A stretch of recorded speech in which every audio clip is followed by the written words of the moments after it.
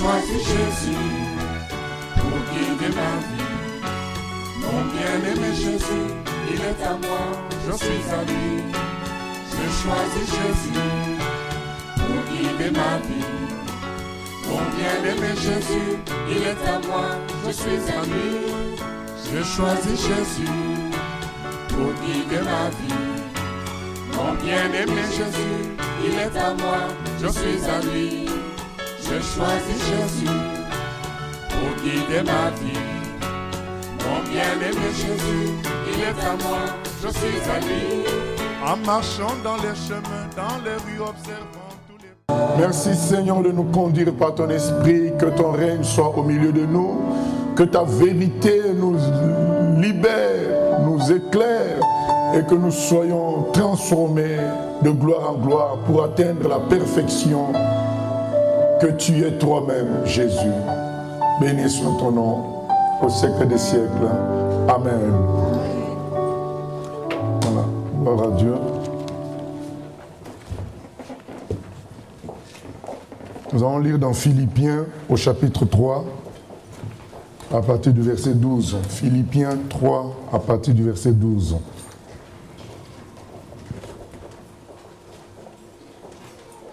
Philippiens 3, à partir du verset 12. Il est écrit ceci. Ce n'est pas que j'ai déjà remporté le prix ou que j'ai déjà atteint la perfection, mais je cours pour tâcher de le saisir, puisque moi aussi j'ai été saisi par Jésus-Christ. Donc pour le saisir là, il s'agit de Jésus. Mais je cours pour tâcher de le saisir, puisque moi aussi j'ai été saisi par Jésus-Christ. Frère, je ne pense pas l'avoir saisi, mais je fais une chose. Oubliant ce qui est en arrière et me portant vers ce qui est en avant, je cours vers le but pour remporter le prix de la vocation céleste de Dieu en Jésus-Christ. Voilà ce que dit notre frère Paul. Il dit qu'il n'a pas encore, à l'époque, donc il n'avait pas encore atteint la perfection. Ce n'est pas que j'ai déjà atteint la perfection, mais je cours. Voilà notre premier enseignement. Mais je cours pour atteindre cette perfection-là, c'est-à-dire saisir Christ, être comme Jésus. Et nous lisions dans Éphésiens 4, donc le livre juste avant Philippiens, Éphésiens 4.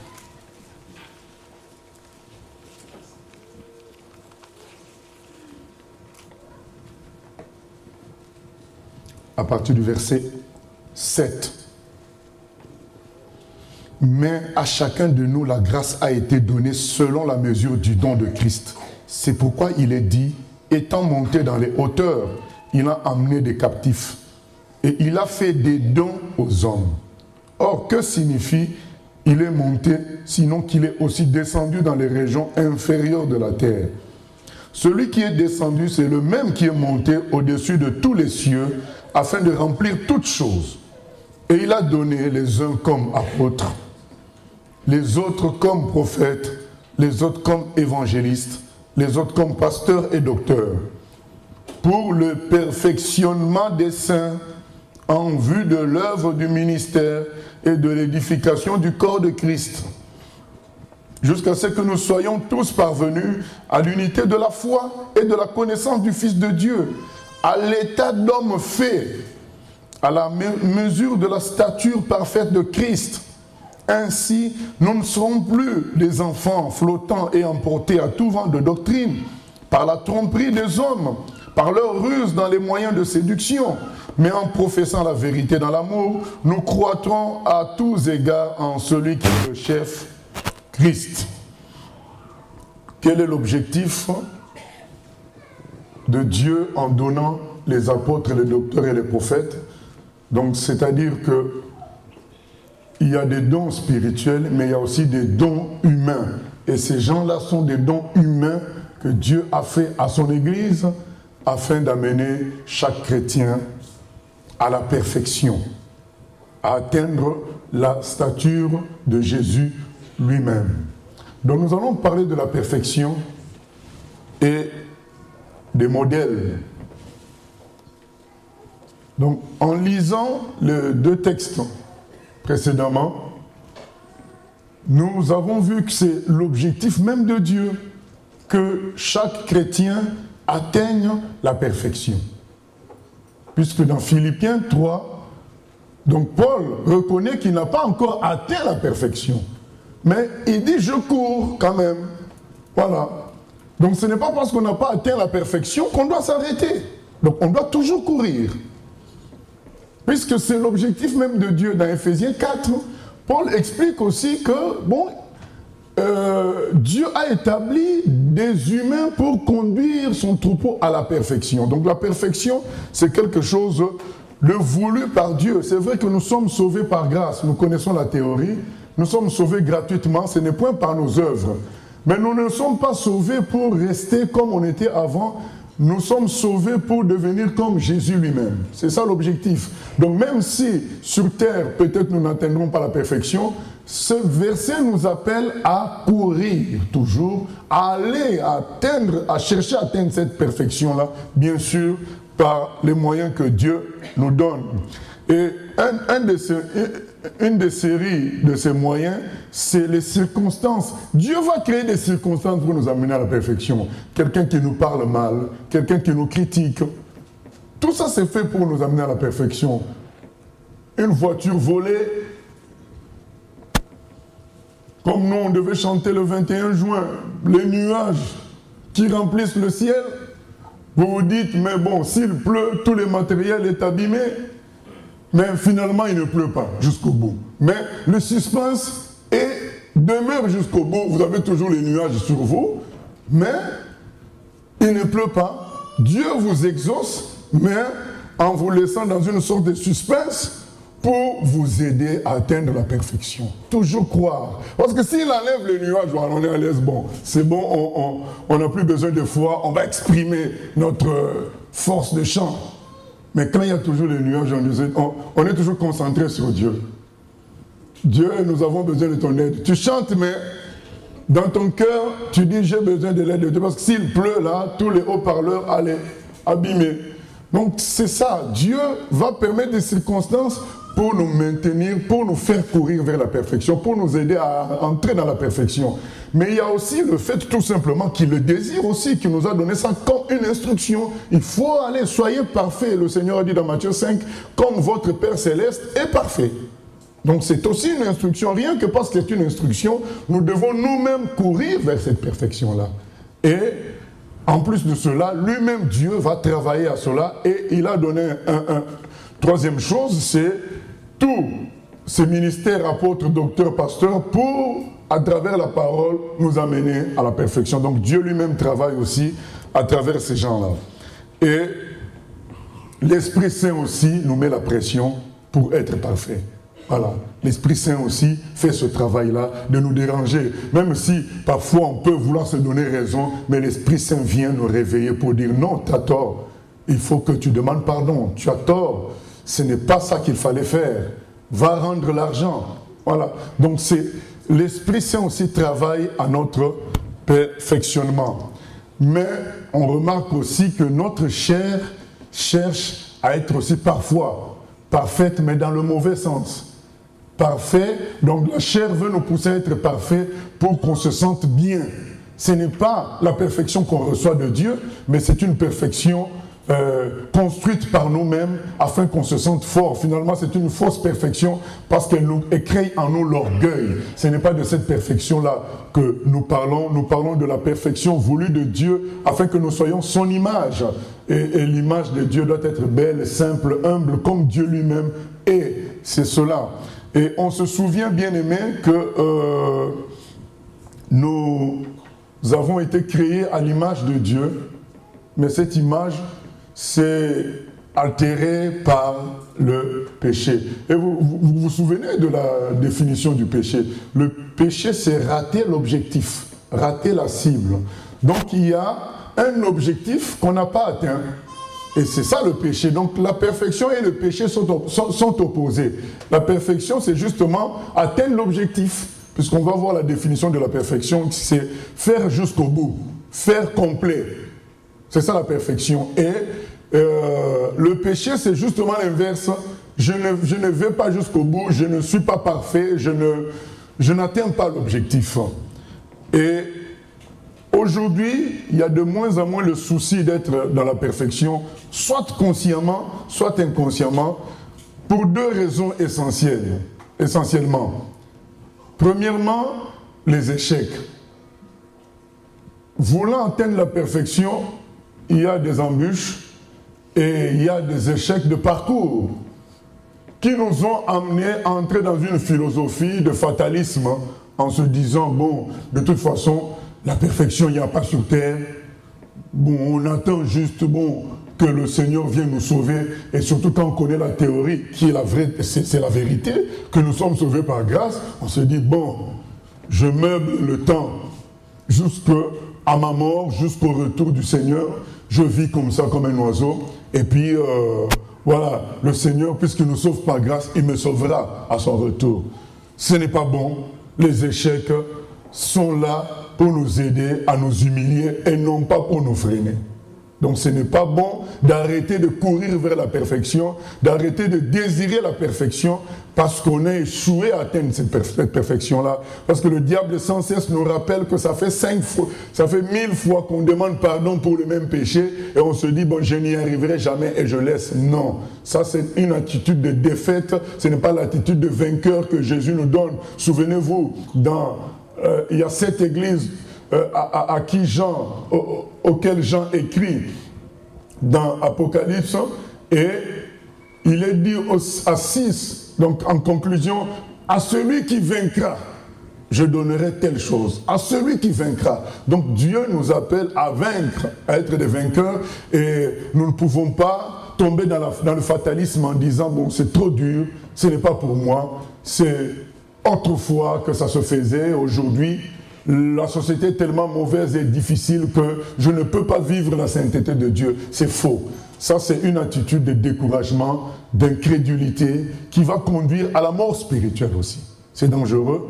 Et l'autre raison, c'est la divinisation personnelle. Aujourd'hui, l'orgueil est tellement élevé dans l'homme, puisque l'homme a atteint un certain palier dans le développement économique et technologique, qui fait qu'il a de moins en moins la crainte de Dieu. Donc même si on dit qu'il y a la sécheresse dans un coin, vous allez partir dans ce coin-là, vous allez trouver qu'il y a beaucoup d'eau dans les robinets. Dans les robinets, il y a des piscines. Une fois, j'ai été dans une région de France pendant les vacances, et il y avait une grande piscine dans ce site-là. Il y avait de l'eau à profusion. Et quand je reviens à Rouen, je regarde les infos, on dit que là d'où je venais, il y avait la sécheresse. Je dis, mais moi je viens de là-bas, il n'y a pas la sécheresse, il y a de l'eau qui coule. Mais parce que l'homme a réussi à emmagasiner de l'eau, l'homme a réussi à évoluer de telle manière qu'il ne dépend il ne dépend pas à 100% plutôt des intempéries, du climat. Donc il peut faire, malgré le climat, qu'on se sente bien. On peut être en Russie, là où il fait moins 20, moins 30 degrés, mais ne pas avoir froid. Tout simplement parce que l'électricité est presque gratuite en Russie et toutes les maisons sont bien équipées, les places publiques. Donc tu sors de chez toi, tu entres dans la voiture, c'est chauffé. Au Canada, on peut même démarrer la voiture à distance avec une télécommande et on chauffe à l'avance. Donc quand on entre dans la voiture, elle est déjà chauffée. Donc on peut être quelque part où il fait moins 25 degrés, mais nous on se sent dans la chaleur. On est bien. L'homme a atteint un certain palier qui fait qu'il a de moins en moins crainte de l'Éternel et il finit par se considérer lui-même comme Dieu. Et beaucoup sont devenus leur propre Dieu. Ils sont devenus leur propre modèle. Et ça, c'est aussi très dangereux parce qu'on ne doit pas être son propre modèle. Ce n'est pas normal. Notre modèle, c'est Dieu lui-même. Et la perfection va avec le modèle. Nous allons expliquer ça. C'est quoi la perfection? La perfection vient d'un verbe latin, même en grec c'est pareil, c'est le fait de faire jusqu'au bout, de faire complet. C'est aussi l'absence de défaut, l'absence de manquement. Et dans cet univers, Dieu seul est parfait. En lui, il n'y a point de défaut. Il est total, il est complet. Il n'y a pas d'erreur. Dieu, bien sûr, quand on dit Dieu, il y a aussi son entourage. Hein. Tout ce qui est tout autour de lui, c'est parfait. Les anges, voilà, les constructions autour de lui, c'est parfait. Mais après, il y a eu altération sur terre. Et nous avons tous cette trace-là de ce qui a été avant, qui nous dérange dans nos cœurs. C'est ce qui est écrit dans l'Épître aux Romains. Même les gens qui n'ont pas entendu clairement parler de Dieu à travers la Bible cherchent une sorte de perfection. On le voit dans la façon de cuisiner, dans la façon de s'habiller, dans la façon de construire les choses. Il y a toujours une recherche de perfection parce qu'autrefois tout était parfait avant le péché. Et nous devons comprendre que la vraie explication de la perfection va avec la logique du modèle. Quand quelqu'un fait un tableau, qu'est-ce qu'il fait? Il a un modèle réel. Un homme, une femme, un paysage. Et il copie le modèle sur le tableau. C'est comme ça que, c'est ça qu'on appelle la perfection, c'est-à-dire une copie parfaite, une copie exacte de l'original. Si vous voulez, si on veut comprendre le mot perfection, nous devons avoir cette image-là du tableau. Il y a pas, on ne parle pas de perfection sans le modèle. Parce que tu veux être parfait par rapport à quoi? Il faut qu'il y ait une comparaison. Nous avons été créés à l'image de Dieu. Donc c'est Dieu le modèle. Donc il y aura toujours une comparaison avec Dieu lui-même. C'est ça la perfection. Il y a un modèle et j'examine si mon tableau correspond au modèle. C'est ce que nous devons envisager lorsque nous cherchons à comprendre la perfection. Car Dieu seul est parfait, donc sans défaut, abouti, accompli. Et maintenant, puisque Dieu, nous ne le voyons pas, il y en a qui peuvent toujours s'inventer leur Dieu pour dire je suis parfait, mais selon Dieu, selon en réalité son Dieu à lui. Alors Dieu s'est décrit dans sa parole, la Bible. Donc il s'est décrit dans sa parole et c'est ça la perfection que Dieu veut nous voir suivre. Comment on va connaître Dieu? Pour l'imiter, pour le copier, c'est dans sa parole. C'est ça la perfection. Donc entrons dans la lecture de la parole. En lisant la parole, nous comprenons qui est Dieu et nous pouvons l'imiter. Et quand on s'éloigne de la parole de Dieu, on ne peut plus imiter Dieu. On va imiter autre chose. C'est ainsi que Jésus, vous vous souvenez, avait dit aux pharisiens et aux autres, vous suivez les traditions. Vous mettez la parole de Dieu de côté pour suivre les traditions. Parce que c'est ça qui vous intéresse. Parce que vous ne voulez pas imiter Dieu lui-même. Vous voulez faire votre religion.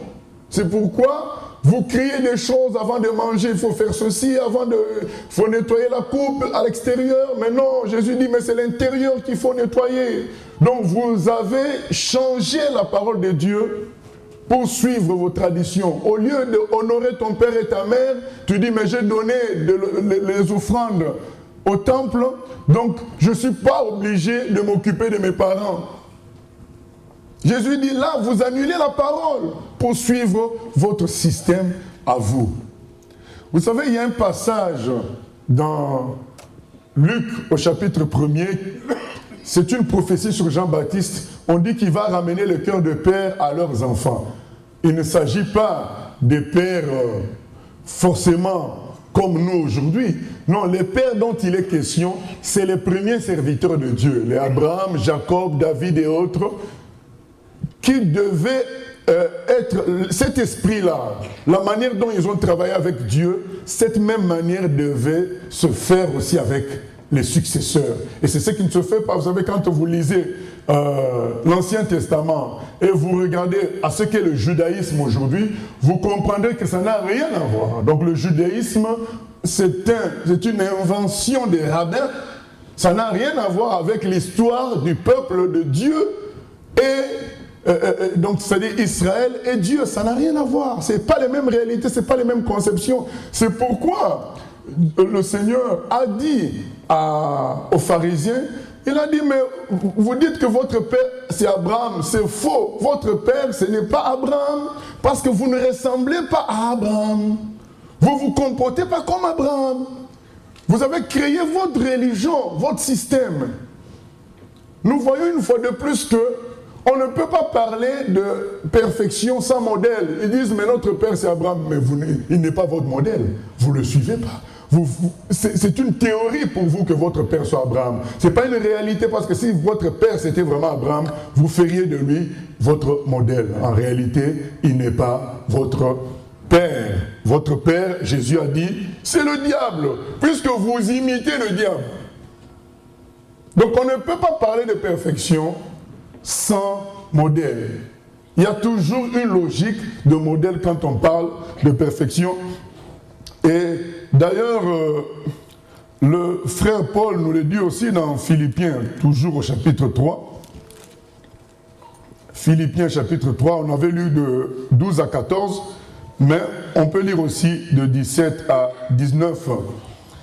Il dit encore, « Soyez tous mes imitateurs, frères, et portez le regard sur ceux qui marchent selon le modèle que vous avez en nous. Car il en est plusieurs qui marchent en ennemis de la croix de Christ. Je vous en ai souvent parlé, et j'en parle maintenant encore en pleurant. Leur fin sera la perdition. Ils ont pour Dieu leur ventre. Ils mettent leur gloire dans ce qui fait leur honte. Ils ne pensent qu'aux choses de la terre. » Donc le frère Paul est clair, il a dit, imitez les gens qui suivent notre modèle.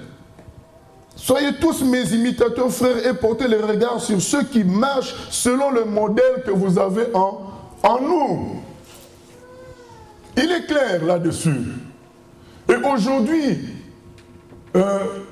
si le judaïsme est ce qu'il est, c'est qu'il y a eu des années de changement de modèle. Aujourd'hui, si vous parlez avec un juif, son modèle, il vous dira pas que c'est David, ni Abraham. Il va vous parler d'un rabbin. Il va vous parler des rabbis Akiva, un autre rabbin encore, ou bien le rabbin actuel qu'il a.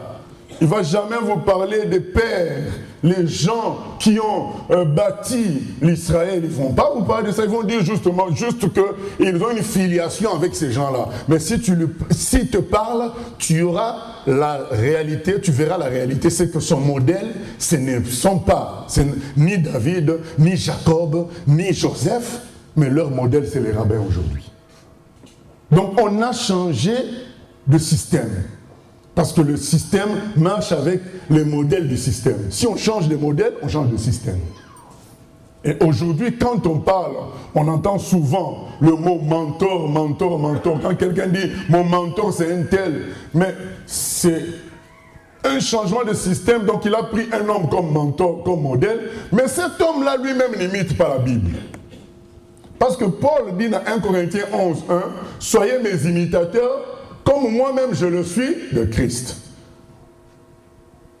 Donc Paul, quand il dit qu'il faut suivre les gens selon le modèle que vous avez vu en nous, ce n'est pas par rapport à lui, Paul. Donc Paul n'a fait que répéter ce que Jésus faisait. Alors il dit aux gens, suivez-nous parce que nous on répète ce que Jésus faisait. Ne suivez pas pour suivre des gens sous prétexte qu'ils ont une puissance ou ils ont de la foule qui les suit. Non, il faut suivre les gens qui marchent selon le modèle que vous voyez en nous, parce que nous-mêmes, nous ne faisons que ce que nous avons vu Jésus faire. C'est comme ça qu'il faut faire. Il n'y a pas de perfection sans une pensée, sans une logique de modèle. Le modèle premier, comme nous l'avions dit dès le départ, étant Dieu lui-même. Mais Dieu est invisible, il s'est manifesté dans sa parole et maintenant, certains peuvent dire, mais je ne connais pas tous les versets. Alors, Dieu, encore pour nous faciliter la tâche, il est venu en homme lui-même et il a vécu comme nous pour qu'il soit un modèle facile. Parce que vous savez, quand on regarde quelque chose, c'est beaucoup plus vite saisir la chose que lire. Voilà. Mais la lecture nous donne des détails que la vue ne nous donne pas, mais la prise globale de la chose, c'est par la vue que ça se fait. Et c'est beaucoup plus simple. Après, celui qui veut aller plus loin, il peut aller dans le détail par la lecture. Et la parole de Dieu étant Dieu lui-même, puisque c'est dit dans Jean 1 ainsi, Dieu a en plus de cela envoyé son Fils, sa propre image, en chair comme nous, pour que ce soit simple de suivre un homme comme nous. Parce que nous voulons la facilité, et la facilité, c'est de voir un homme et d'imiter ce qu'il fait. Les Américains, dans la chair, ils disent que quand tu as vu quelqu'un réussir, commence d'abord par réussir, faire ce qu'il fait, après tu inventeras ce que toi tu veux inventer. D'abord réussir. Donc lui il a réussi, imite ce qu'il a fait, ensuite tu inventeras ce que tu as à inventer. Donc aujourd'hui il y a des gens qui n'ont pas réussi, qui ne veulent pas imiter ceux qui avancent, ceux qui réussissent. Tout ça à cause de l'orgueil humain. Donc l'homme est devenu son propre Dieu. Il considère que tous les autres ne sont que des humains. Je n'ai à imiter personne. Mais non, la Bible est claire. Soyez mes imitateurs comme moi-même je le suis de Christ. Paul dit qu'il faut suivre les gens qui suivent notre modèle à nous. Voilà. Parce que c'est comme ça que Dieu fonctionne. Il a établi sa parole. Il a établi son Fils comme le modèle final, principal, total, mais son Fils aussi a établi des humains pour conduire le troupeau en faisant d'eux des modèles. Maintenant, nous ne sommes pas obligés de suivre n'importe quel humain, nous devons suivre l'humain, prendre comme modèle un homme qui lui-même imite le Seigneur. C'est ce que notre frère Paul nous dit. Lui-même qui imite le Seigneur. Mais nous avons besoin de nous fixer sur des modèles. On ne peut pas vivre une vie chrétienne d'une manière solitaire, isolée, et en se disant, j'ai la parole. Mais oui, mais Dieu a établi, dans sa parole, il a dit dans Ephésiens 4, j'ai établi des apôtres, des docteurs, des pasteurs pour être des modèles. Et dans 1 Pierre 5, le Seigneur le dit aussi dans 1 Pierre 5. 1 Pierre 5,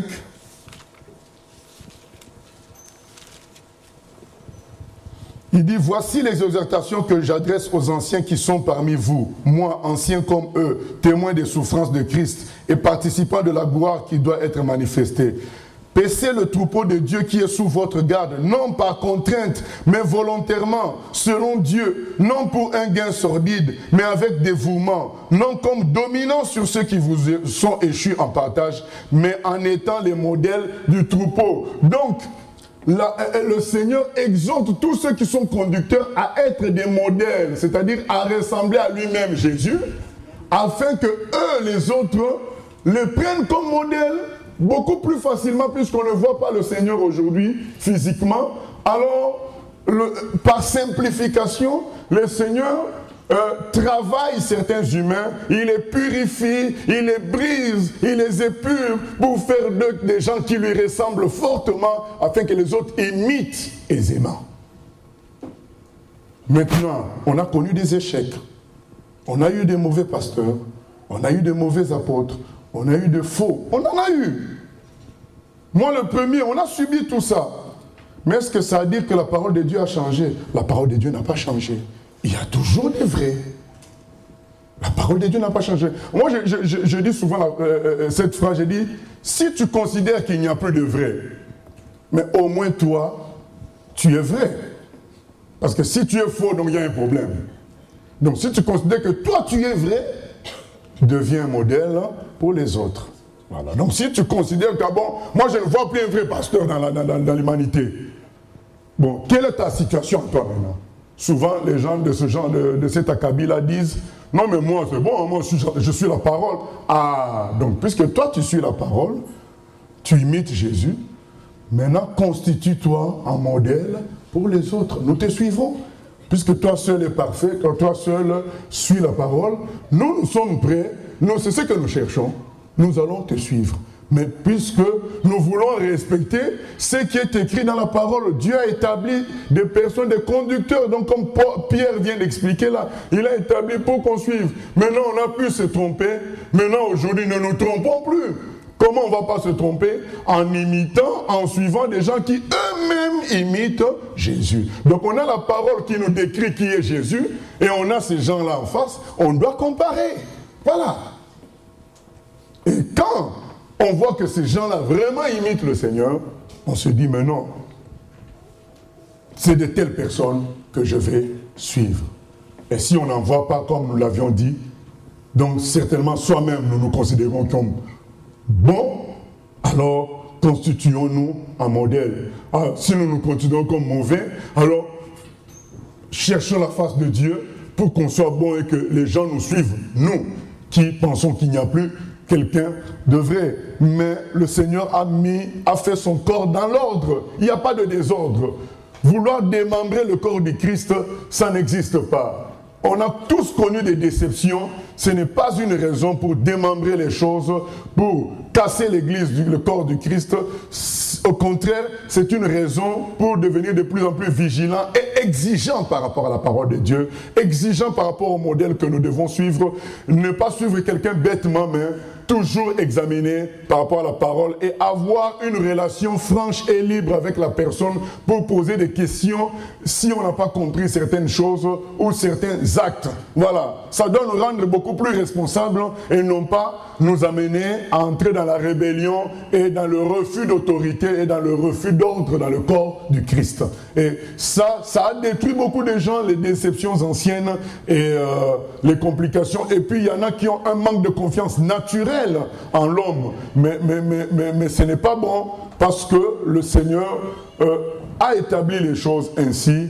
Maintenant, nous devons toujours considérer le Seigneur comme le seul modèle parfait et les autres comme des modèles de passage. C'est-à-dire, c'est des gens qui nous facilitent de voir Christ parce que aujourd'hui, nous n'avons pas toujours tous les événements de Christ dans notre tête, mais dans les événements de tous les jours, nous pouvons réaliser la grandeur du Seigneur. Je me souviens comment moi je me suis converti. J'ai été épaté par l'amour que m'ont témoigné des bien-aimés que j'ai trouvés au Maroc. Quand je suis arrivé au Maroc, c'était des conditions de vie très difficiles. On avait une bourse très faible et cette bourse suffisait pratiquement qu'à payer notre loyer et juste la nourriture. Et c'était très difficile.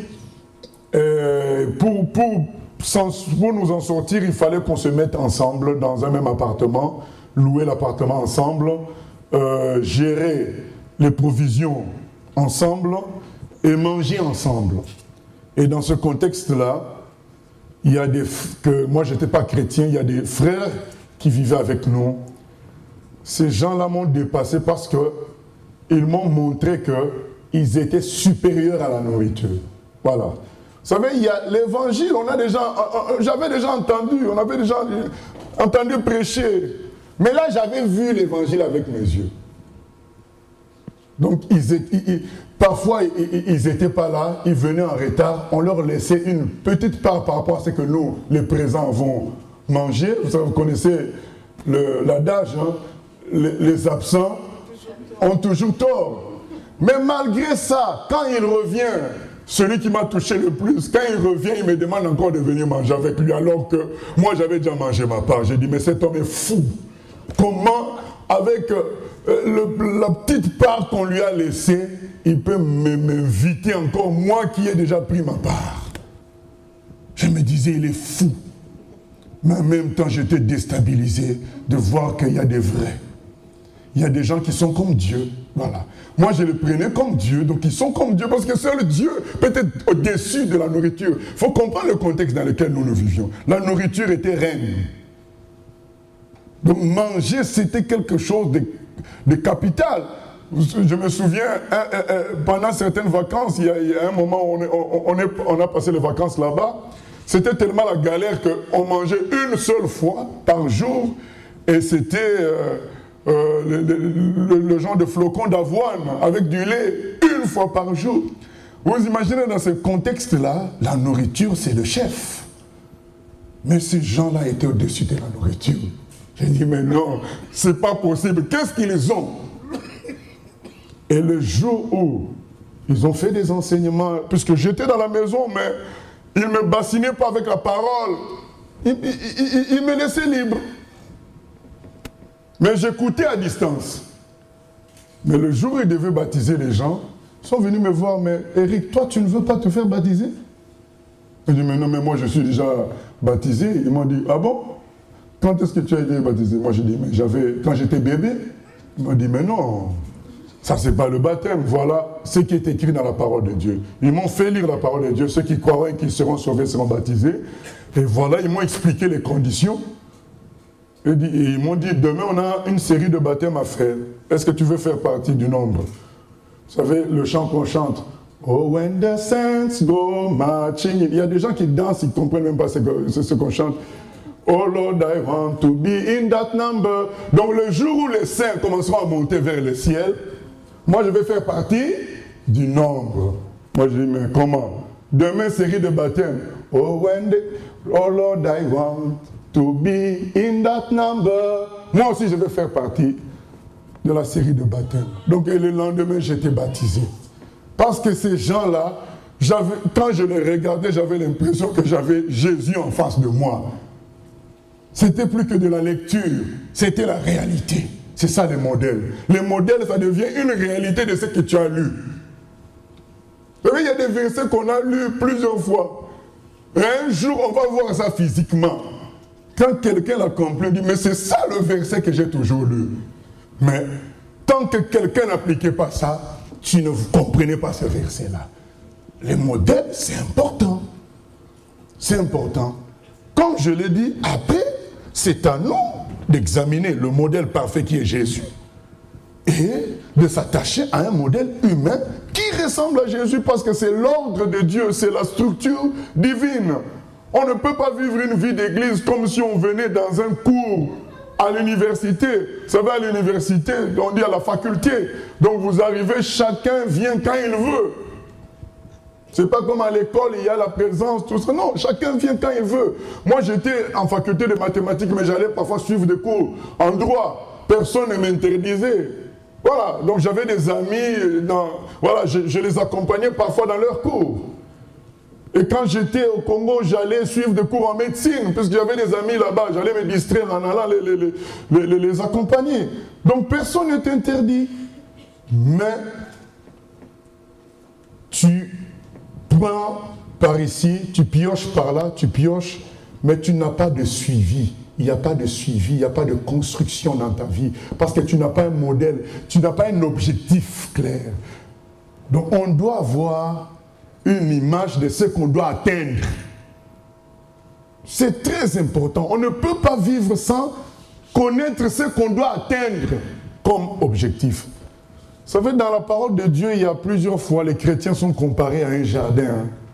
Alors quand je vois là, le printemps est déjà là depuis un bon moment, vous savez, il y a sur la pelouse, il y a dans certaines pelouses, il y a des petites fleurs blanc, jaune et un peu rouge aussi qui viennent en même temps. Ça fait comme une moquette multicolore.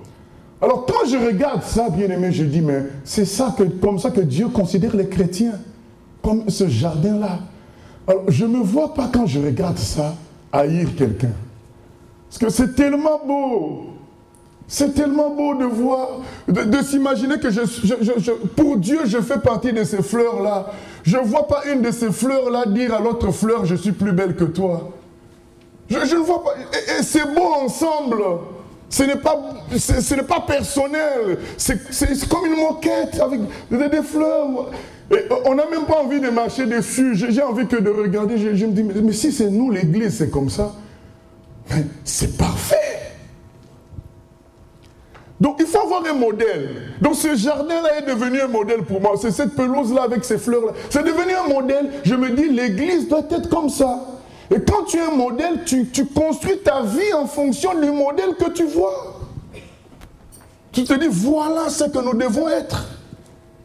Voilà à quoi nous devons ressembler. À ces fleurs. Et il y a dans un autre passage, je crois, Isaïe 61, on dit qu'on est des térébintes de justice, une plantation pour la gloire de Dieu. J'aime beaucoup ce verset-là. Les serviteurs de Dieu sont une plantation pour la gloire de Dieu. Alors imaginez c'est quoi une plantation. Est-ce que vous avez déjà visité une plantation? C'est bien ordonné, hein? Les arbres sont bien espacés. Ce n'est pas comme les fruits qu'on va cueillir dans la forêt. Hein? Les arbres sont bien espacés, bien alignés. C'est propre, soigné. Et maintenant, c'est des térébintes. Les térébintes, c'est des gros arbres qui portent des animaux, beaucoup de choses. C'est des térébintes de justice. Une plantation pour la gloire de Dieu. Quand je fais toutes ces images, je dis, mais non, je ne peux pas détester un frère. Je ne peux pas jalouser.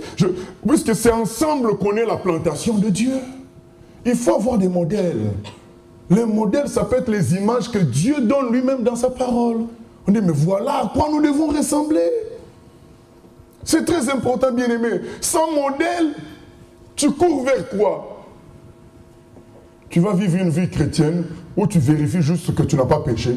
Ah, je n'ai pas péché aujourd'hui, je ne dois pas pécher. Mais non, ça, ce n'est pas la vraie vie chrétienne. La vraie vie chrétienne, c'est courir vers un but. C'est ce que Paul nous a expliqué dans Philippiens 3. Je cours vers un objectif. Il y a un modèle que je veux atteindre. Il faut avoir ça, ces modèles-là. Et le Seigneur a mis un ordre. Lui-même, Dieu, sa parole, son Fils qui est venu en modèle, et son Fils a déposé d'autres dons. Dans Ephésiens 4, c'est écrit. Et après, chaque chrétien peut être notre modèle. Parce que l'esprit parfait est dans chaque chrétien. Le chrétien est imparfait, mais il a en lui l'esprit parfait. Et cet esprit parfait peut, à un moment donné, produire une perfection de Dieu. Voilà, qui nous transforme, qui nous étonne. Vous savez, lui-même Dieu, il est écrit dans Jacques qu'il aime à la jalousie l'esprit qu'il a mis en nous. Donc Dieu sait qui est l'esprit de Dieu en nous. Et parfois on peut voir dans un chrétien un comportement qui nous dépasse, qui nous montre clairement la réalité de la parole de Dieu. C'est pourquoi il est écrit que nous devons nous soumettre les uns aux autres, parce que chacun de nous peut être le modèle de l'autre. Maintenant, qu'est-ce qui se passe aujourd'hui? Beaucoup sont devenus des grands journalistes. Donc ils sont là à regarder les défauts des autres. Ça les empêche maintenant de voir les bons côtés des autres qui peuvent être un modèle pour eux. Ils sont là à regarder.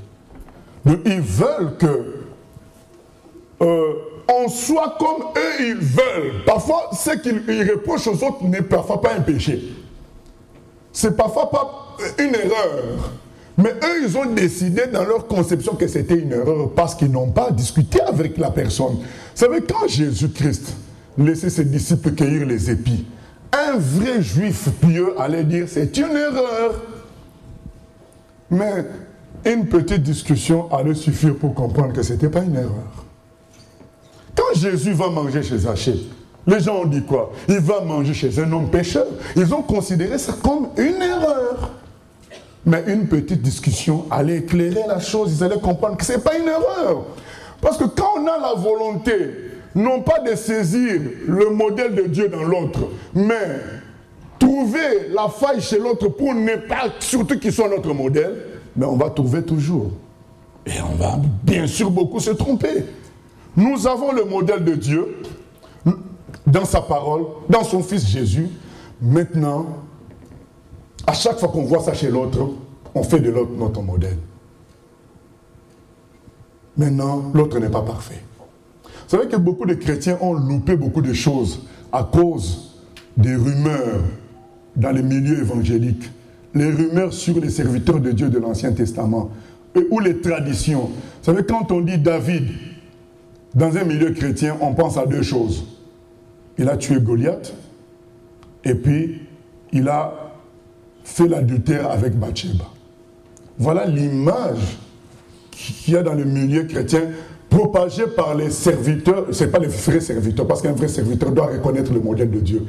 Propagée par des serviteurs non affermis peut-être, comme quoi David, il était léger parce qu'il a pris la femme d'autrui. Bien-aimé, est-ce que toi-même tu as lu l'histoire de David? Il ne faut pas suivre pour suivre. Si vous lisez l'histoire de David, vous allez comprendre la phrase que Dieu lui-même a dit sur David, c'est l'homme selon mon cœur. Mais quand on est là à suivre juste des gens qui ont fait des études théologiques et qui viennent te dire, mais oui, mais David, bon, il était léger. C'est faux, David n'était pas léger. Il est tombé, donc le chrétien peut tomber, l'apôtre peut tomber, le pasteur peut tomber. Mais entre commettre un péché et ne plus être un modèle, c'est pas la même chose. Paul explique bien qu'il n'a pas encore atteint la perfection, mais il court. Alors quand quelqu'un court vers la perfection, on peut courir avec lui. On ne dit pas que la personne est parfaite, mais on dit tout simplement qu'il court vers la perfection.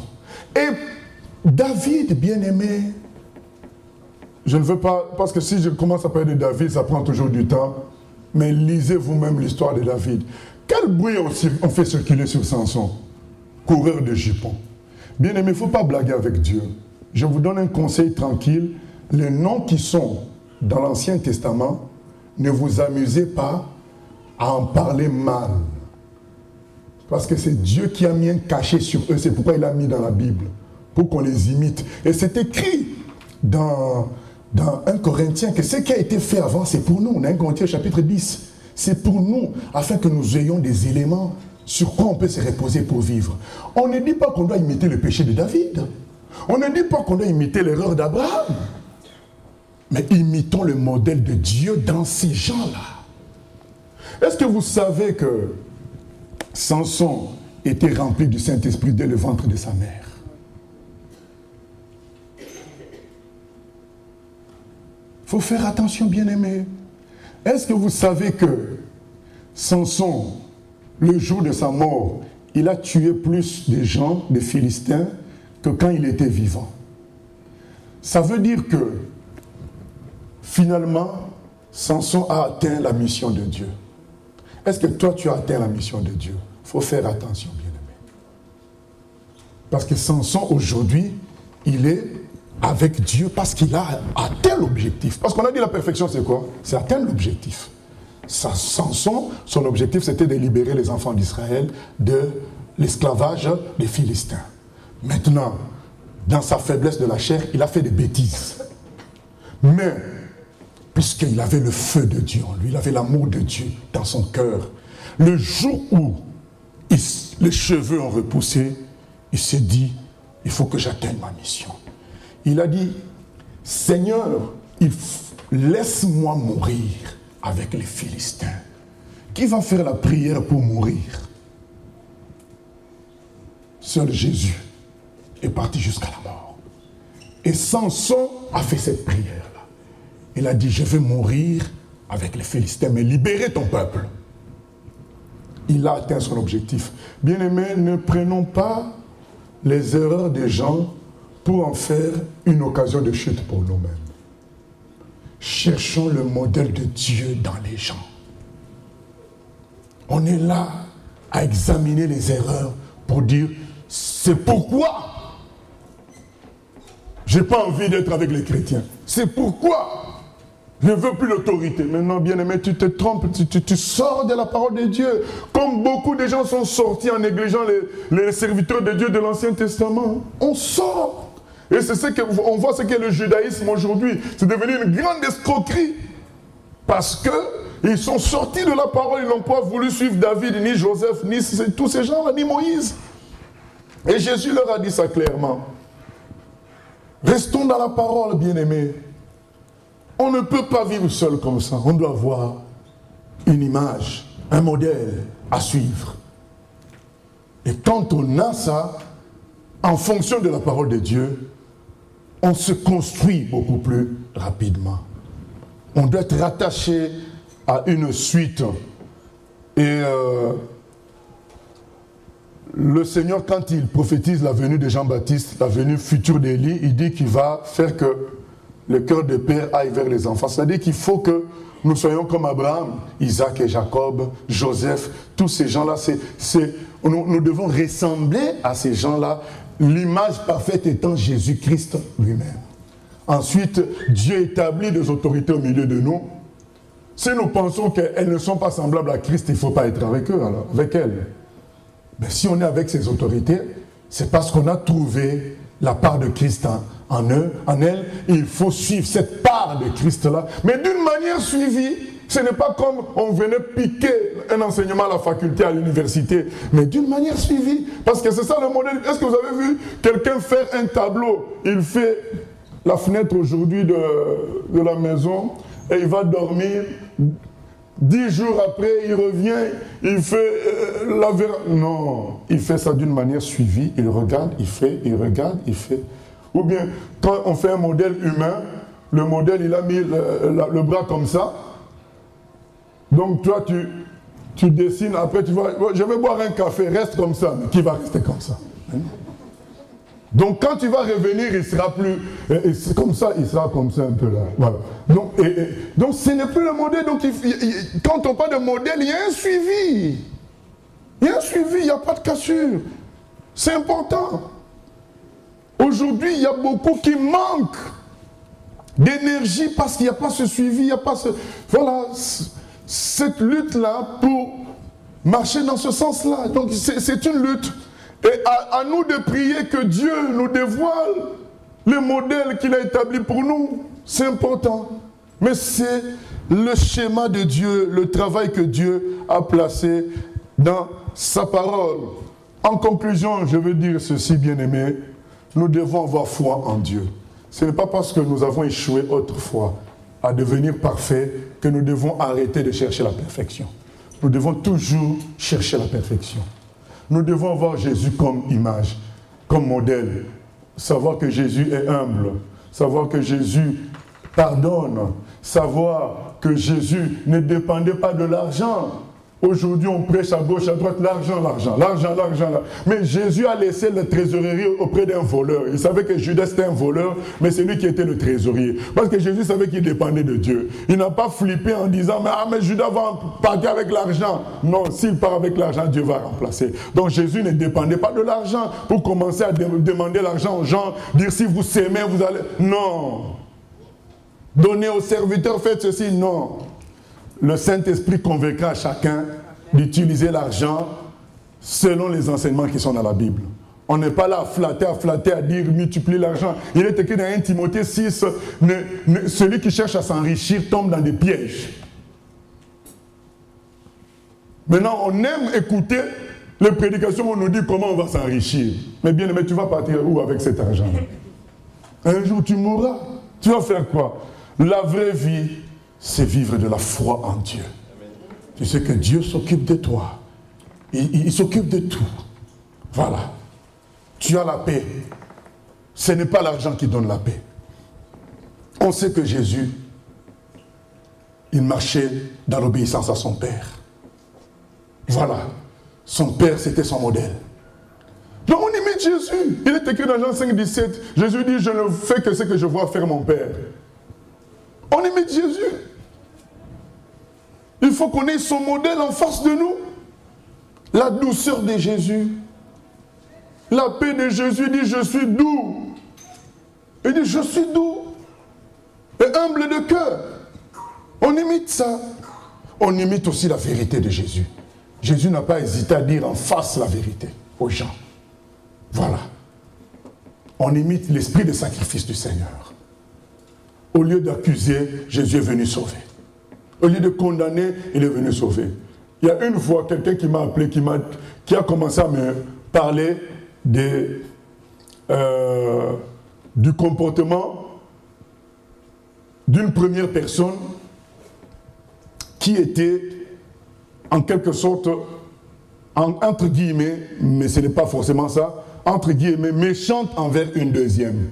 Et la première était, entre guillemets, chrétienne.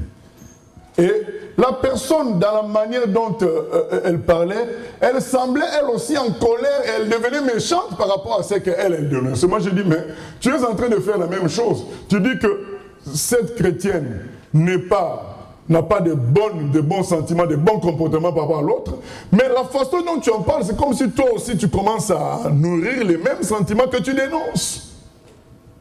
Donc c'est pas normal, c'est pourquoi le Seigneur a dit quand tu relèves ton frère, relève-le avec douceur, de pas que toi-même tu ne pêches pas. Parfois la façon dont on critique les mauvais comportements des autres, on le fait avec haine, avec esprit de supériorité, et finalement, bon, on n'est pas meilleur. Mais Jésus, lui, il sauvait. Il a dit, femme, je ne te condamne pas, mais va et ne pêche plus. Il sauve et il communique la vie. Nous devons sauver et après communiquer la vie, dire il ne faut plus pécher. C'est cela, bien-aimé. Nous ne devons pas, parce que certains font des erreurs, nous considérer supérieurs à eux. Nous avons le modèle de Jésus, nous avons le modèle des serviteurs qui sont dans la Bible. Les Joseph, Moïse, Samson, David. On a le modèle de leur vie, là où l'image de Dieu a été claire dans leur vie. On a tout cela. Imitons ça, bien-aimé. On a Paul, on a Jean. Pourquoi on a tous ces gens-là, on commence à imiter les faux pasteurs américains qui ont des commandes de 23 000 $. Vous savez, le jour du jugement, Dieu te demande... Moi, je m'imagine cette question-là. Dieu, le jour du jugement, il demande à certains chrétiens, toi, tu as imité qui? Oui, mais le pasteur américain, mais... Tu as vu le pasteur américain dans la Bible? Elle sort de là. Voilà ce que Dieu va dire. Toi, tu as vu un pasteur américain dans la Bible? Dans la Bible, il y a Joseph, qui a fait des années en prison par amour pour Dieu, sans désobéir. Dans la Bible, il y a Joseph. On lui a proposé de prendre la femme d'autrui. Il a refusé par amour pour Dieu. Dans la Bible, il y a Daniel qui est entré dans la fosse au lion. Amen. Ça, c'est... Dieu te dit, mais mes serviteurs, il a été dans la fosse au lion, c'est pas lui qui t'a suivi. Tu suis qui? Bien-aimé, Dieu va poser la question, dans ton comportement, tu as imité qui? Parce que les gens vont dire, mais la Bible était grosse, Seigneur, je ne pouvais pas lire. Mais bon, d'accord, mais j'ai placé des humains pour que ce soit une image. Et toi, tu as imité qui? Non, non. Béni-in. Ah!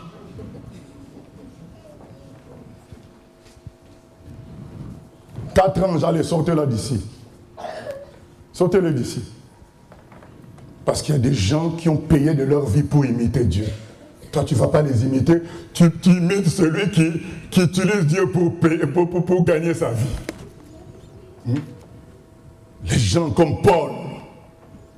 Ah, Paul. Dans 2 Corinthiens 11, il dit, j'ai vécu toutes les sortes de souffrances. Les jeûnes, les veilles, les tempêtes, les faux frères, les séditions, les rébellions. Mais tout ça à cause du Seigneur. Il a dit, j'ai même combattu des bêtes à Éphèse pour annoncer l'évangile. Voilà des gens qu'il faut suivre.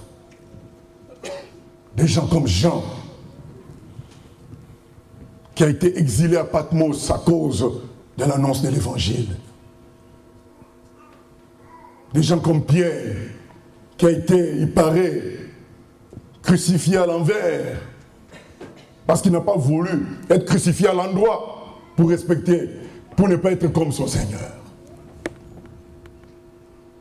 Des gens comme les Richard Rembrandt, pour notre époque, les Watchman Nee, les Allen Yuan, qui ont fait 22 ans. Allen Yuan a fait 22 ans en prison en Chine, à cause de l'amour pour Dieu, en laissant 7 enfants à l'extérieur, bien aimés, 22 ans en prison.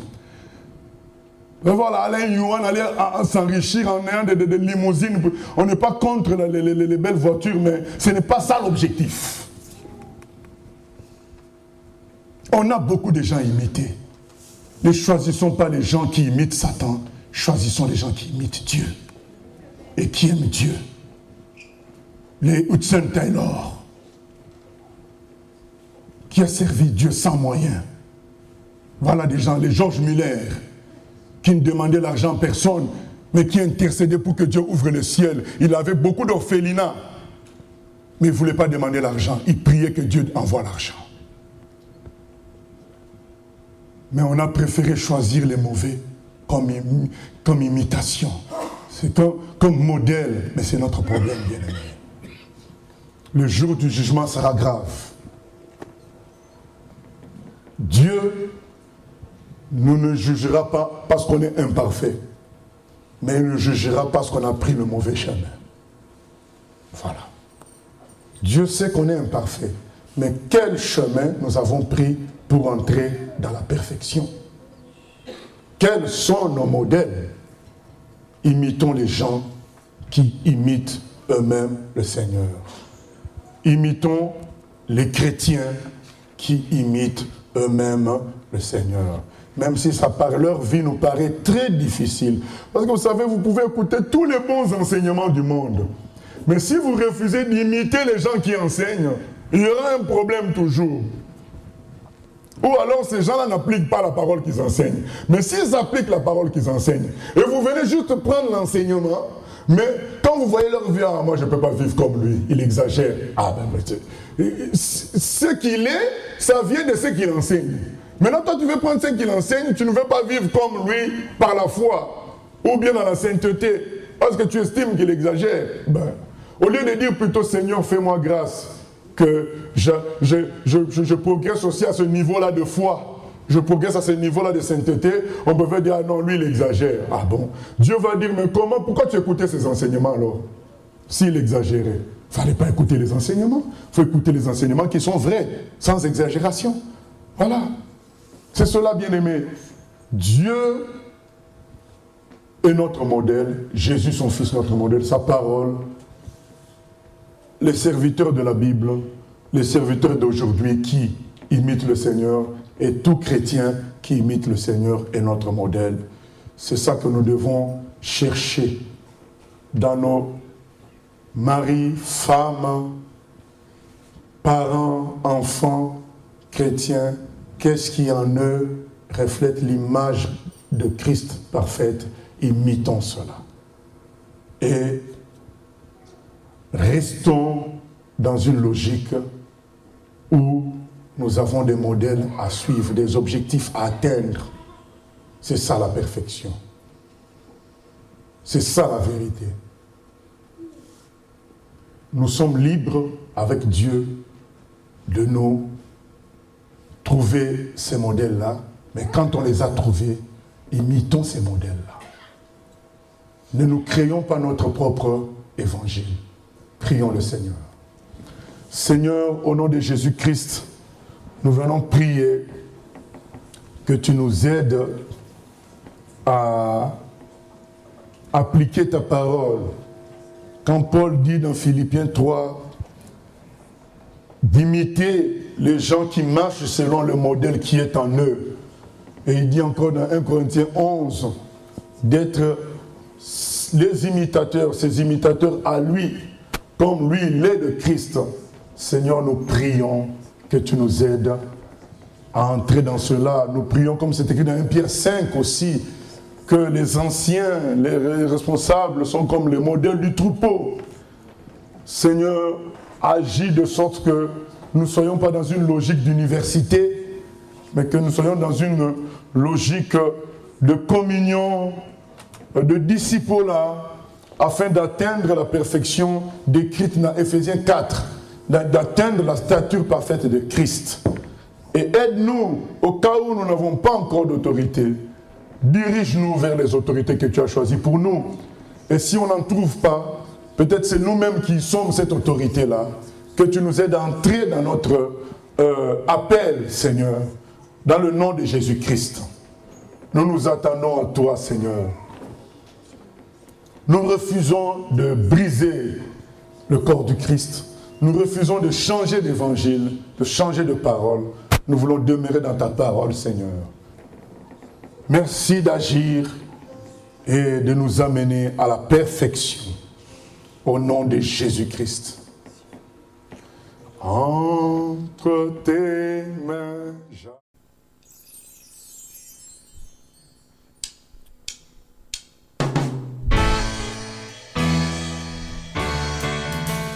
J'ai choisi Jésus.